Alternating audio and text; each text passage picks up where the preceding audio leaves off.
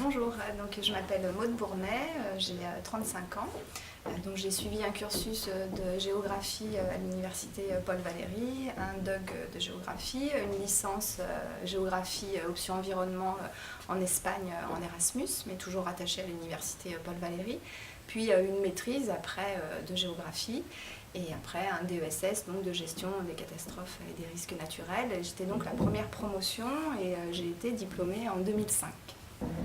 Alors, après mes études, j'ai tout d'abord été chargée de mission environnement et risques naturels dans une association de protection de l'environnement, donc au CPIE du Velay, en Auvergne. Là, j'ai travaillé 5 ans pour eux. Je faisais principalement de la formation à destination des élus, des cadres et des techniciens des collectivités territoriales sur le risque inondation. Et j'avais un autre volet, éducation à l'environnement, éducation au risque. Donc là, j'étais plus dans la coordination, le pilotage de projets et la recherche de financement.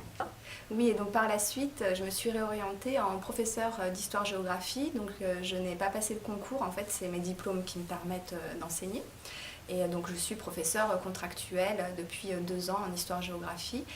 Ceci dit, là, en ce moment, je fais un petit intermède. Je ne travaille pas, je m'occupe de différentes choses personnelles, mais je suis quand même en parallèle toujours reliée avec l'IFO-RME, pour qui j'avais fait une formation, en fait. Et donc j'ai après été diplômée du ministère français en tant que formatrice sur les risques majeurs. Du coup, je suis en lien avec eux. Et là, dans l'académie de Montpellier, en janvier, je vais participer à une simulation de crise avec eux dans certains établissements scolaires du secondaire. Et puis après aussi, on engage une procédure pour former les professeurs du secondaire aux risques majeurs. Et donc là, a priori, ce serait moi qui dispenserais les formations. Alors au début, j'étais sur un temps partiel à 80%. C'est un travail qui demande quand même pas mal d'aller sur le terrain, puisque aussi je faisais beaucoup d'accompagnement auprès des collectivités.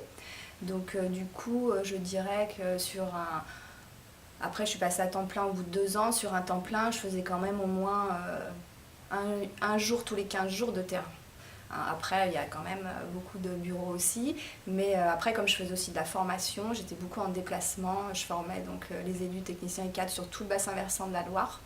Donc du coup, ça m'occasionnait aussi pas mal de déplacements. Et puis après, certains de mes travaux ont été valorisés en colloque, donc du coup aussi, j'ai dû me déplacer pour intervenir dans des colloques en France. Oui, alors au départ, c'est difficile de se faire embaucher très bien payé, puis on négocie petit à petit, surtout dans des associations.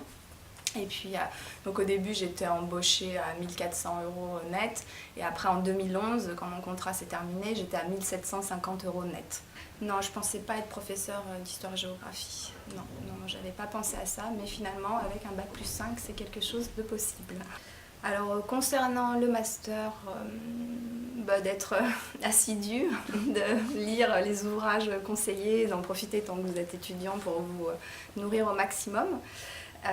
Si possible de faire des stages à l'étranger, parce qu'aujourd'hui de parler une deuxième langue c'est quand même un plus, enfin même c'est presque nécessaire. Donc voilà, il faut y penser aussi pendant son cursus universitaire. Et puis c'est important de savoir parler la langue au niveau professionnel, parce qu'on sait souvent parler la langue de tous les jours, mais pour son métier pas forcément, alors que si on fait des stages à l'étranger, ça nous aide. Après, deuxième chose, je vous encourage aussi à passer des concours si vous avez cette idée-là en tête directement après votre master, parce que ça sera beaucoup plus difficile après, enfin pour ma part en tous les cas, de s'y remettre, puis on n'a plus les mêmes compétences non plus, voilà, donc profitez-en à l'issue du DSS, vous êtes bien préparés. Et puis après aussi de bien, entretenir son réseau universitaire, puis après un professionnel, puisque là, moi, quand je vous cite l'exemple de l'IFORM, l'IFO-RME, c'est une formation que j'ai suivie il y a plusieurs années, mais je suis formatrice pour eux. Aujourd'hui, ils ont besoin, en Languedoc-Roussillon, de monde, ils m'appellent. Voilà, donc en même temps, je suis aussi toujours pas mal en relation avec le master, donc ça aussi, entretenir son réseau, c'est très très important.